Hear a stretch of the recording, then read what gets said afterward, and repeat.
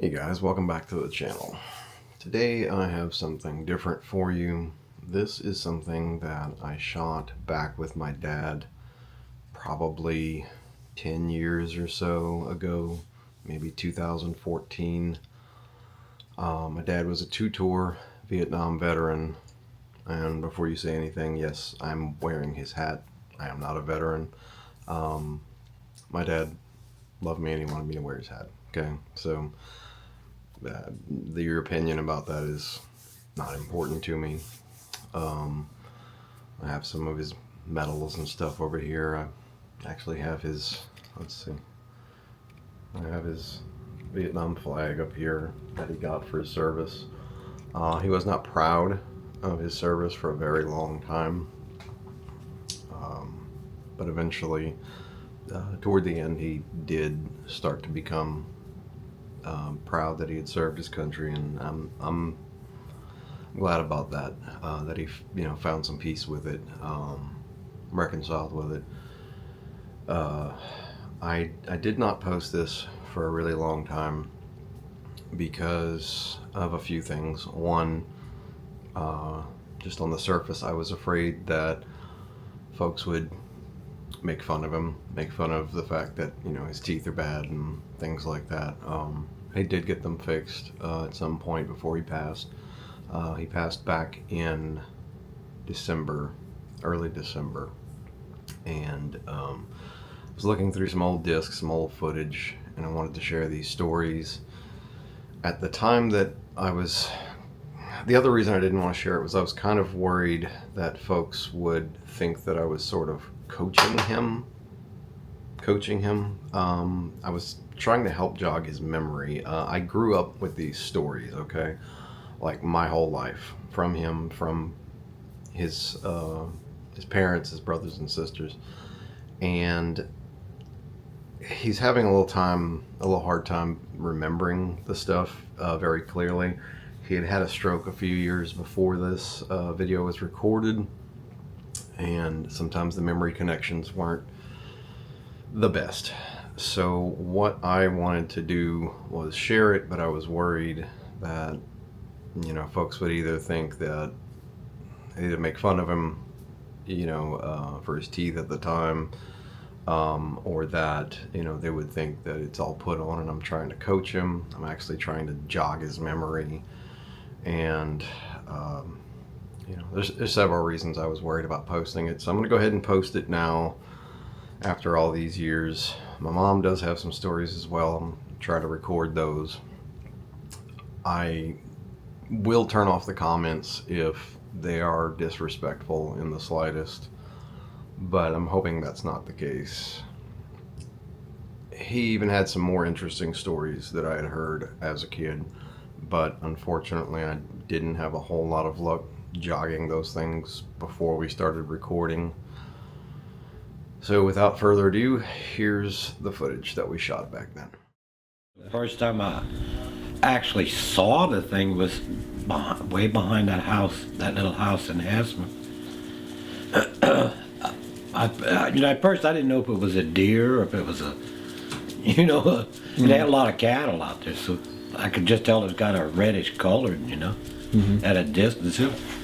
That was like a pond or a slough, kind of like the little pond back here, and it was on the other side of the pond, but it's a bigger pond, and you could see it moving, and it was just like I said, a reddish brownish color.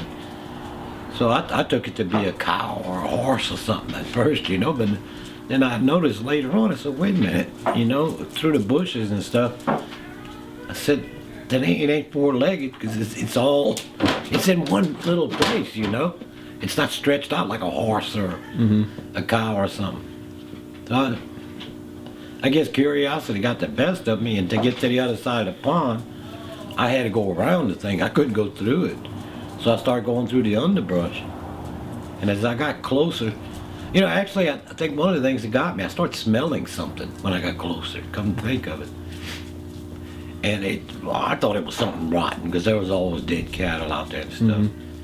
But I'd say I got about 3/4 of the way around that pond, And whatever it was, apparently it was leaning against either the fence or one of the little trees right there. And I think it heard me coming or something, I don't know what.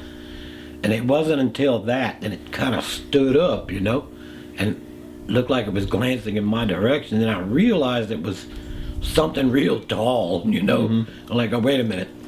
I'm looking at the fence post, you know, right next to it. And the fence post, I don't think would have got to the crotch area. Mm-hmm. And I'm like, oh. Did you have a gun with you? No, not that time. Not that time. No, I didn't have anything with me. What were you doing out there? Just walking around. I do that a lot of times when I'd come back from work. That was my pastime. I'd get back there and walk the fields.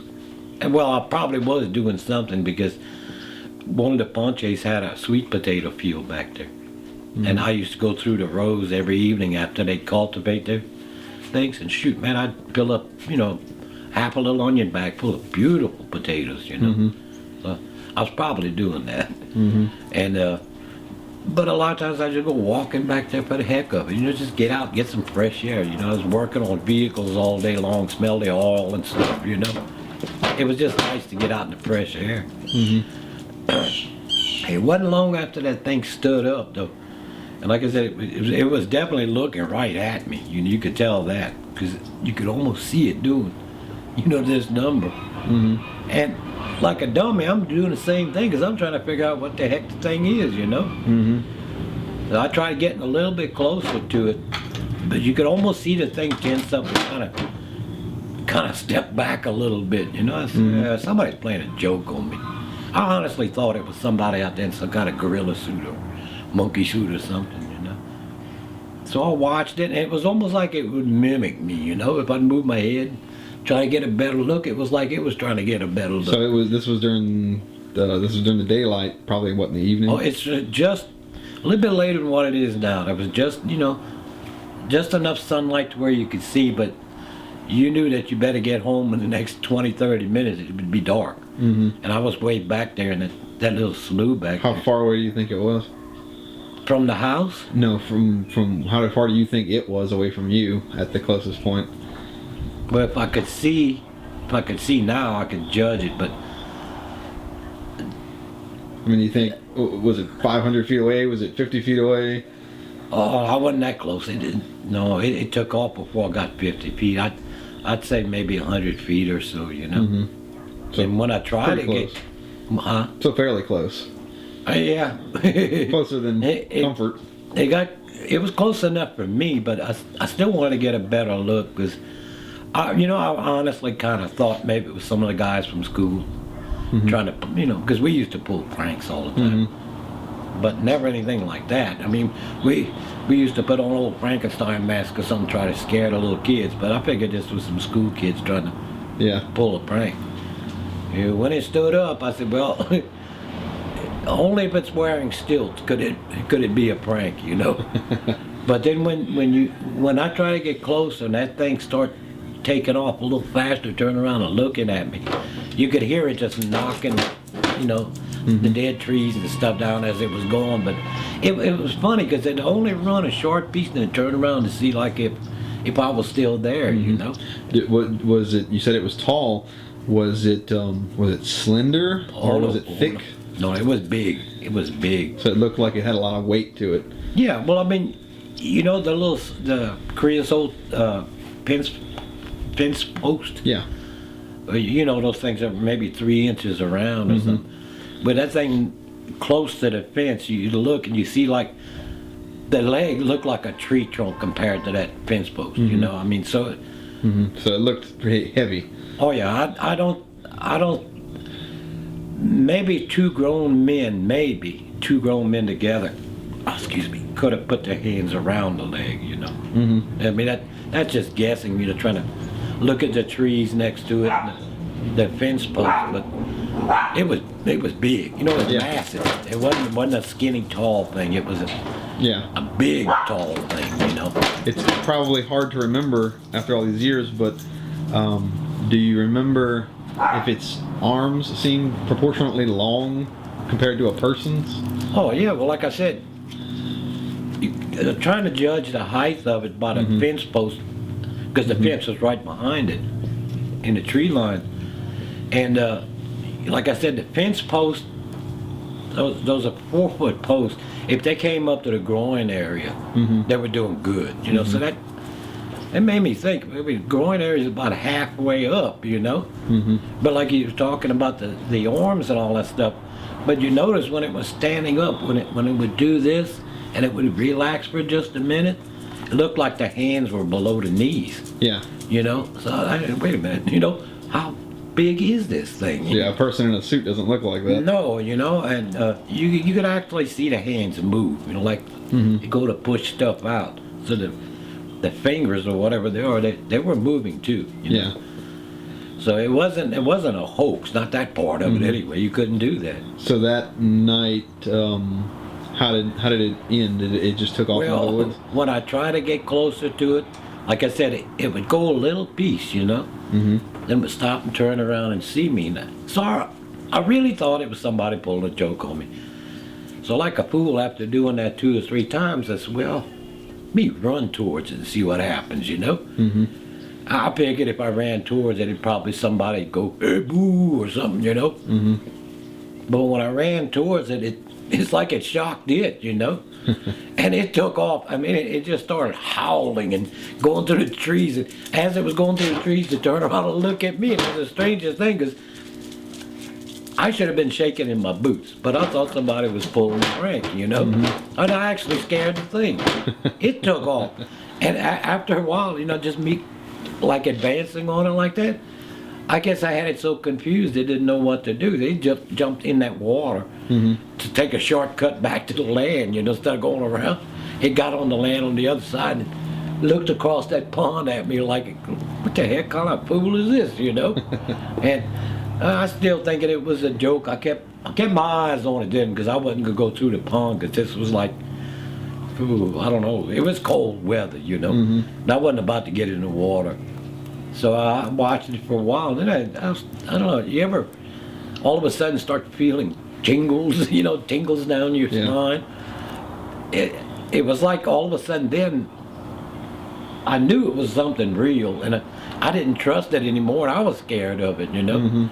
So I started backing up along the fence line, and I was watching it, watching me. You know, I'm like, oh, I don't dare turn around and start running. This thing will be on my back in no time at all, you know. But it never once did it look like it was going to advance. You know, it was more confused by me and the way I was acting, and but I managed to keep backing out, and then I turned around and looked across the pond again. He was just gone. So I don't know what he did. You know, if he laid down or if he took off or what. And I think it was later that same week or something. I don't know. Yeah, you remember when Mr. Barlow? Yeah. Yeah. I told him, I didn't want to, but I kind of told him what I ran into back there. And he had a word for it too.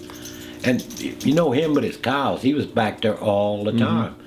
And he told me, he said, oh, I see that all the time. I see that all the time. Well, you never told me. He said, I don't want people to think I'm crazy, you know. So, but he said, oh, we see that all the time. He said, go talk to Aloysius Ponche down there. He won't go in that piece of the woods no more. He used to go squirrel hunting there. He won't go no more, you know, because he's seen it back there. Yeah. He said he didn't see it but one time. He'd never been back in that woods again. Yeah. And I saw that was the first time I saw it. And, so I don't know, months later, I guess, I went back there rabbit hunting late in the evening. I was going to do some bow line. Hope there ain't no game. How old were you this first time? Oh shoot! Let's see. You weren't born. You weren't born. In fact, the little house that we lived in, where you were conceived, that's the little house. Yeah. Where all this happened. So I'd say 30. I don't know, somewhere 32. So in your early 30s, yeah. Oh yeah, my early 30s, you know. And but it was a. But when I went to point that gun at it, I mean, that thing took off like a cheetah, man. Yeah, I never believed anything could run that fast. I don't know. And whatever it is, it had to have some super tough skin. Because, I mean, you go running through them little bush lines like this, you know, a lot of those things are, you know, little trees, you know, 1.5 inches, 2.5 inches thick. That thing was mowing them down going through it, you know. And it started that funny howl as it was going. Like, I don't know if it was mad or if it was scared, you know, but the sound it would make. But it took off, and it was long out of sight. I mean, I couldn't see it for the longest time, but I could still hear the little trees breaking as it was running through, and it was still doing that funny growl, you know, till finally it faded away, and all of a sudden you heard one big, massive growl, you know, and it disappeared. I just kept backing up to the truck, you know, about another 30 feet. And I promise you one thing, when I jumped in that truck, I hit the locks. I hit the locks, I threw it in 4-wheel drive, and I got my little Cajun ass out of there. I got one of the 3-wheelers, I remember. Okay, so with about the 3-wheeler, you said it was the only way to get out there, you started over right there? Yeah, from where we got our trucks, you know, the trucks and the trailers, you couldn't go any further. I mean, it was just mud, you know. I mean, this is on the other side of Springboy, probably one of the worst swamps in Louisiana. The only thing on top would be some of them swamps in the Chapalaya, and I had never been out there. So I can't remember that boy's name, the one that came with us, that supplied the 3-wheelers. But he told me, he said, "You ever drive a motorcycle?" "Yeah." He said, "Well, it's just like it." He said, "It just turns different, you know. You'll be all right." So it's got a gun rack on it, you know. So I put my gun on there, and he put one of his on there too. He said, "I'll take it off when we get to the blind." So he takes off. Cousin Dan right behind him. You know, Dan never rode a motorcycle, but he's ridden these things. So I said, "Well, shoot, it's just like a motorcycle." So I goosed that thing, and I was in the mud, and it just spun for a while. And when it grabbed hard dirt, it just, the whole bike came backwards like this. When it did, here comes, I just saw those 2 guns coming, clunk, clunk, you know, like to knock me out. They finally turned around, knew something was wrong. They come back, and I'm still laying back there with the guns on me, and the 3-wheeler cocked back like this. They laughed. Got me straightened out, put me in that thing. I remember Dan, he told me, "There ain't no such thing, okay?" So we get out there to where we have to get in the P-rows. We got in the P-rows. He took me out to the blind he wanted to put me in. The other guy got in his P-row, went out to his blind. Dan came back. I don't know if he get some shells or something out of his 3-wheeler. And then I saw him a little bit later on, just before dark, paddling his P-row into his blind, which is on the other edge of the swamp. Oh, excuse me. So we spent the night out there in these little blinds, you know. Well, next morning, boy, here the shooting starts. Everybody's after the ducks. You know? And then, it must have been almost 2 hours after daylight. The shooting kind of slowed down and all that stuff. I see Dan going on his P-row back towards where we had parked the trucks. That's, well, maybe, knowing Dan, he's probably going to have a bottle of whiskey or something, because he drank a lot then, you know? So he left the 2 of us out in our blinds in the middle of the spring bayou, and he took off in the P-row. It wasn't, maybe 30 minutes later, I see that P-row coming back, but Dan always had a slow stroke, you know what I mean? He never got in a rush about nothing. But I swear this P-row was leaving a rooster tail on it, you know? I never seen a P-row move that fast. He came past my blind. Dan, he kept on going. He passed the other fella's blind, kept on going. I said, "Well, shit, he done passed all 3 blinds.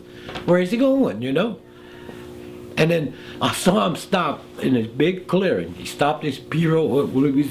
When he knew he had a lot of distance between the land and his boat, he stopped, you know, and you could see him looking all over the place. I'm like, you know, what the heck is he doing, you know? And he just stayed in that P-row. I never saw him take a drink. He didn't smoke. He just sat there watching the bank and looking all around him for about 30 minutes, you know? Finally, man, my curiosity got the best of me. I tried to, you know, hey, Dan. But whatever it was he was looking for, he wasn't going to get his eyes off of it. You know, so finally I just, get over here, you know. And you see him looking around like that for a little while and start paddling and looking at the same time. When he got to my blind, he pulled up and he looked around again. He started, Dad, what the hell's going on, you know? What did you lose? I didn't lose nothing. He said, but you know, I went back to the truck. He said, when I walked around to the tailgate, he said, I heard something in the bushes. He said, when I turned around, he said, this big goddamn thing was standing right there. He said, he had eyes. I swear they glow, Mike. They glow. I said, mine didn't glow, you know. I said, Dad, what are you trying to tell me that you saw? I guess it's the same thing you saw. I know mine didn't have flashlight eyes, you know. I said, so you see something too, huh? Uh-huh. I said, you coming hunting next weekend? I ain't never coming back out here. I ain't never coming back. And you know he never did. He never went back out there, you know. But he had to see it to believe it, you know. Mm-hmm. And I don't know if we ever told you, or your mom might have told you about Rainey Brown, the one that died. I'm not sure. And his cousin, what was it? Your mom knows his name. But they lived out in French settlement. And that place, it's got nothing but swamps and sloughs and stuff in it, you know. They got squirrels over there that grow as big as some small dogs. I never seen a place like that. Well, Rainey took me hunting in a place, and I mean, you'd swear you're in a Chapalaya swamp or something. You know, it was that dense and that sloppy, you know. And we were sitting under a tree one day just waiting for squirrels to come. And he started telling me about his cousin. Your mom was going to know the name. But anyway, his cousin had gone back in that same area we were in. And his cousin was a big old guy, too. I mean, he's not no little chicken shit stuff, you know. Mm-hmm. And Randy started laughing. He said, but we went out here one day. He said, I sat right about where I'm at right here. He said, but so-and-so decided to go a little further into the slough, you know. He wanted to find him a decent spot. Mm-hmm. He said he hadn't left me maybe 15 minutes. He said, I could hear something screaming and coming through the woods. And he said, but before I realized it, and that was his cousin. He said, he was running through that damn woods, knocking over everything, tripping and screaming. And Randy said he tried to stop him. No, it's a monster back there. It's a monster back there. He said, you know, it took me forever to catch up to him again. And once I caught him, we got back to the truck. He said he wouldn't talk. He wouldn't talk for a while. He said, finally, when they got to this little bar, and he kept pushing at me, well, what the hell did you see to scare you like that, you know? And he started explaining to him what he saw. This big creature standing up, right? Looked like a big gorilla or something. And Randy asked him, what's the matter? Was it chasing you? He said, I wouldn't say chasing me, but when it's walking towards you, it looks like it. He said, so I got the hell out of there, boy.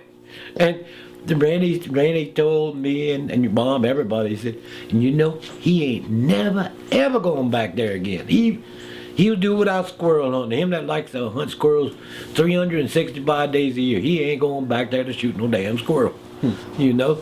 So the people see these things, you know. I mean, they see them often. But why, what gets me is why they never find a body, you know? Yeah. Yeah, that's the part that just gets me. I mean, you run up against a deer carcass, you know, or something once in a while. Dead bear, you find the bones. Did you still didn't remember what your grandma used to call it? No, I'm gonna call her and see.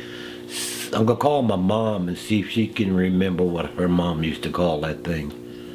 But it was their Cajun word for a creature. Now whether it was a specific creature or just the word creature, my mom will know, and I'll get that from her. But my grandma, I mean, every time she knew, my grandma loved wild food, especially rabbit. Mm-hmm. So I go back in that coulee all the time to shoot her a rabbit, bring it home, we'd clean it, and she'd cook it up for us. But every time she knew, I used to have to lie to her, you know. She'd ask me where I was going. Well, I'd tell her Lisso's pasture, or I'm going to somebody else's pasture or something like that, you know. To get out of the car, that thing would come out and get him. Joan and Gene, they could tell you some stories about that. And it's funny because that's still in that same little area, you know, that little Hessmer area. Yeah. Where I had seen it at, you know. Yeah, and well, I mean, obviously, I know that whole story of that night. I think it was Joan had come back from work or something, and I think she had seen it on the way or something like that. Something like that. And It's then been later many that, years. I know. And then later that night, Mama saying that she'd heard something on the porch, and then pulled back the blinds in a hurry. Oh yeah, when And- Momo got scared too. Yeah, pulled back the blinds only to see something staring back in at her. And she screamed, it screamed, and it took off across the yard, jumping over the fence. But you know, the funny thing is, the thing is so big. I mean, even its head, its face, you know, that even at 50, 75 feet away, when it made a facial expression, you could tell what it, you know, you could tell, like, you know, it was confused or it was concerned or something, you know. I mean, it was the weirdest look, you know. Almost human, but not, you know. Yeah. You could tell the thing was really taking you in, you know, and it was like it was trying to, it'd make the facial features, you know. You could actually tell it was trying to figure you out, you know. Yeah. I can imagine poor Mama, she pulled that curtain back and she screamed, that thing screamed, and it probably looked like some comedy show or something, you know. I bet Mama had to change her panties that night too.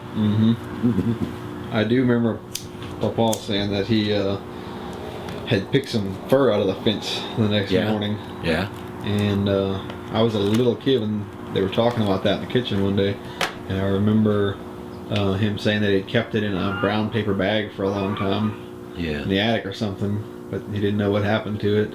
I don't know. But remember, Wildlife and Fisheries came out there several times. Probably started after Momo saw it, you know.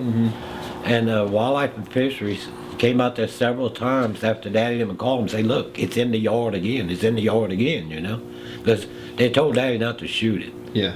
you know, not to shoot it because they wanted to see if they could get some specimens or whatever, you know. And several times they came out there and Daddy pointed out where that thing was, and they'd find long strands of hair and stuff in the barbed wire, you know. Yeah.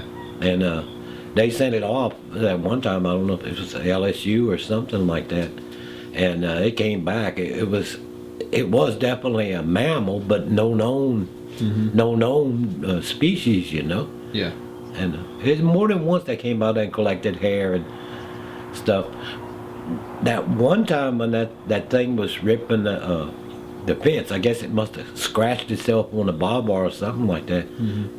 Apparently it must have left a few drops of blood or something.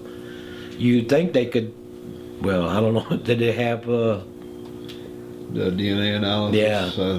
Back then? I I doubt don't it. know. Or if they would have thought to have done it. Yeah. If it was available. Yeah, maybe they could have, you know, even they could have said, hey, oh, this is a orangutan, you know, or something. Because you never know. I mean, they used, you know, back in the old days, you know, in the 40s and 50s, they used to have traveling circuses that would come through here all the time, you know. And we know Black Panthers got out of some of their cages because those things survived and multiplied along that Spring Bayou area. Yeah. Plenty of them. So who's to say maybe a pregnant orangutan got out? Or, but you know, it makes you wonder though, if it was just one that got out, how did it multiply? Yeah. You know, it almost have to be a male or female. Well, an orangutan definitely wouldn't classify as a really tall thing. Well, that's like, true. Yeah. Like you saw. Oh no, and it could but it could definitely tear up fence posts or things Yeah. like that. But that's true too. You know what I've seen of orangutans on They're short. TV. Well, not only that, but they walk in that real sloop, and where their hands are just about touching the ground all the Yeah, time. their legs aren't very long. This thing, I mean, even though its hands were like below its knees, it was upright. You Yeah. know, even especially when it was walking, it's almost like it was more upright as it was taking a faster stride. Whereas an orangutan is, you know, Yeah. it's true too. But the color's about right. Yeah. Color's very close. just makes you wonder what the heck is it? Is it some kind of deformed orangutan or something, you know? Now, there have been a lot of theories over the years. I know one of the proposed theories is that it's a relic population of Gigantopithecus, which was a very large, possibly upright ape that existed, I believe, in Northeast Asia. That could have crossed the land bridge along with humans. And if some creatures like that had survived, Yeah. by the very little we know about them, they would seem to fit something like that, a large, possibly upright ape. But everybody that sees them, when they describe them, it's almost identical every time. And oddly enough, if you go to the northwest United States, most of the descriptions are of a large black or brown or dark colored creature. Their descriptions tend to be taller. They tend to describe 8-9 feet tall with dark fur. But oddly enough, in Texas and Louisiana and Arkansas and most of this region of the country, most of the reports state a 6 to 7 foot tall creature with reddish hair. That's weird. I wonder if the climate's got something to do with that. I mean, it's possible. It's different breeds, you know. Yeah. This thing I saw was well over 6 feet. I mean, like I said, you know, it just as if you went back there and stood anywhere near one of those fence posts. Mm-hmm. You kind of judge because you know you got a 4-foot post right there, you know, and if the thing's only 2 foot above the post, well, it's 6 foot. Mm-hmm. This thing, the 4-foot post, was right in the groin area, you know. Mm-hmm. And he still had a hell of a big torso on top of them legs, let me tell you. So probably closer to 8 feet or so. Yeah, it would be closer to 8 than 6, I promise you. It may have been just 7, but it looked more to me like it was 12, you know. But there's something out there. I mean, there's got to be something out there. Now, this is something you need to ask your mom. I don't know if she'll remember. But we were going to, I can't remember where that was, but it was somewhere around that Glenmore area. We were on the interstate. I don't remember if we were going to Alec, coming back from Alec. They had just opened up the interstate through the swamps out there. Mm-hmm.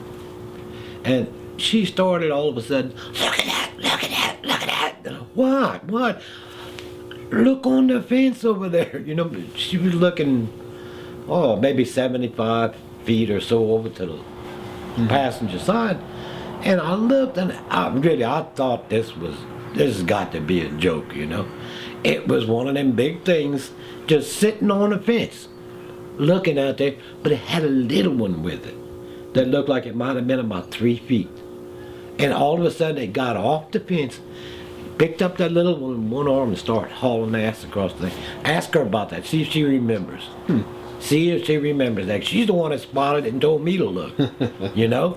And I'm like, no, this is some kind of... And I was looking around for a camera crew or something, and you know, I figured somebody was... Was this before or after your sightings in Hessmer? This had to be before. Yeah, that's what I figured from context. Yeah, it had to be before. Because if we were going to Alec... Because that would probably have been in the earlier 70s. We need to find out when this part of interstate opened. But I would imagine so, though, because the time you're describing before would have been probably late 70s, early 80s. Early 80s. Well, yeah, it would have been 1980. Yeah. Yeah, that's true. It would have been 1980. This time that your mom saw this and brought my attention to That was in the 70s. Obviously. That's when that portion of I-49 was open from Alexandria to, what is it, Opelousas or Lafayette? Yeah. So they went through swamps that had never been gone through, you know. And apparently they stirred a bunch of weird creatures out of there. Do you remember if the big one and the little one you saw, were they the same kind of coloring?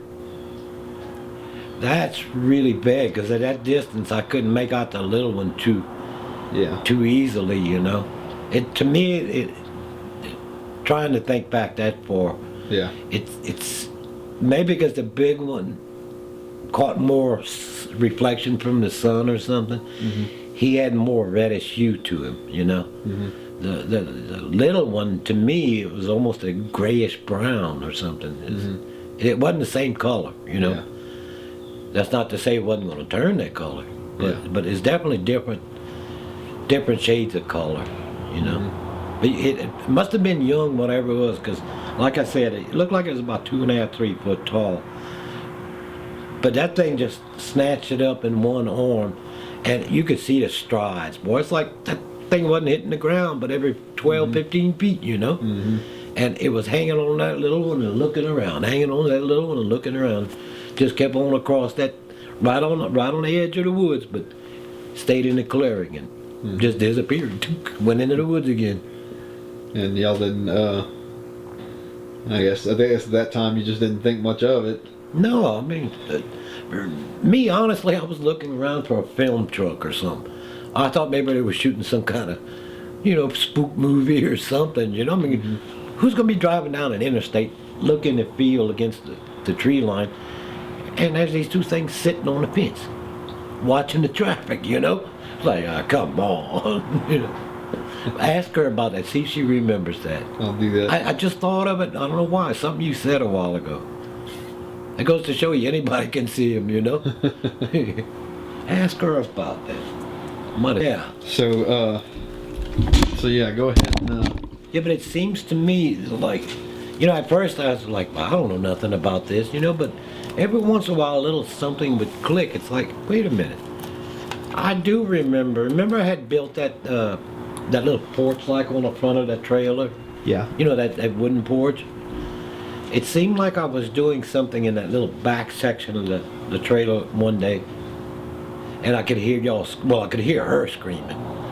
And I looked around, and remember that the guy Ben and stuff had that trailer up there? Yeah. And y'all came out of that little area with that sandy part and a little stream over there. Y'all came running through there towards the house, and I was, what's the matter? And she would mumble something and ran right in the house, towing you know? And I'm like, what the hell's going on here? Man, when I got in the house, she told me y'all had seen something, you know? And she didn't make herself clear, so I'm thinking she saw a bear or something, you know? No, but she was scared to death. And she kept asking, go outside and see if there's something out there. Oh, come on, ain't nothing out there, you know? Not that we didn't see things out there. Yeah. Because, I mean, you found what, a tarantula? Pythons, mountain lions. Python, a mountain lion. You know, so I thought she saw a bear or something, but she was afraid whatever it was that followed y'all or something, because she kept, go outside. She kept after me all that evening. Go outside and see if there's something. Well, what am I supposed to be looking for, you know? You know, he's big, he's tall, he's big, you know? Okay. So I was going out on the porch one time, and she said, bring your gun. I'm thinking she's thinking about the cougars that we had out there all the time, you know? I said, I think I killed them all. It's not that, it's something else, you know? Okay. I go out, walk around my gun, come back in, unload the gun, put it up. This must have gone on for 2 or 3 hours, and it was well dark after a while, you know? I got tired of all that bull, so I took my shoes off and I was kicked back on the sofa, and she was in that living room facing the porch like, and all of a sudden somebody started banging on the side of the trail. I thought she was gonna come out of her skin, man. She just knew that thing had followed y'all home. But you know, I opened the door and it was just bang, bang, bang on the side of the trailer like that, you know. I opened the door and nothing there. All I could see, you know, some scuff marks in the sand that we had right there, you know, where something had been there. Was either standing up looking in the windows or something. And we had, probably 2-3 feet of that siding on the trailer was all dented in. You know, so whatever it was hitting it with a big bang, you know. I went out there with my gun that time, you know, but it was gone, whatever it was just vanished. Since one of the things that I want to do with this video is honor my dad, I thought I'd take a quick look at his medals with you. I don't know a lot about Army medals. Again, I'm not a veteran. But this one says qualification marksman, sharpshooter.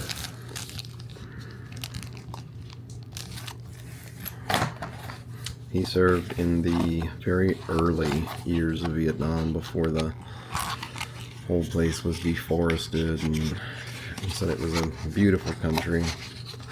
And you know, as he said, he loved the people. It was just difficult because, you know, they were at war, and sometimes wasn't sure if you could trust somebody. But you know, before he passed, he did say that seeing Vietnam do better now, he was really happy for them, and he thought it was a gorgeous country.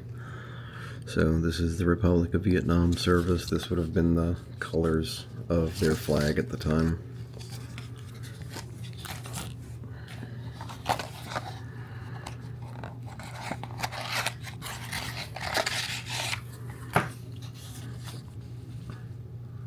Efficiency, honor, fidelity, for good conduct.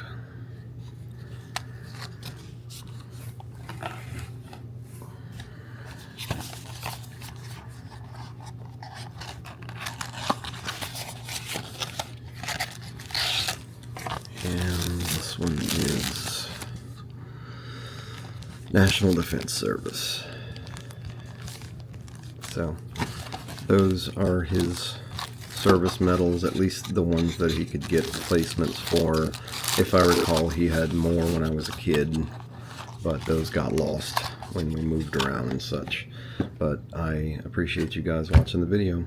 I hope to see you next time.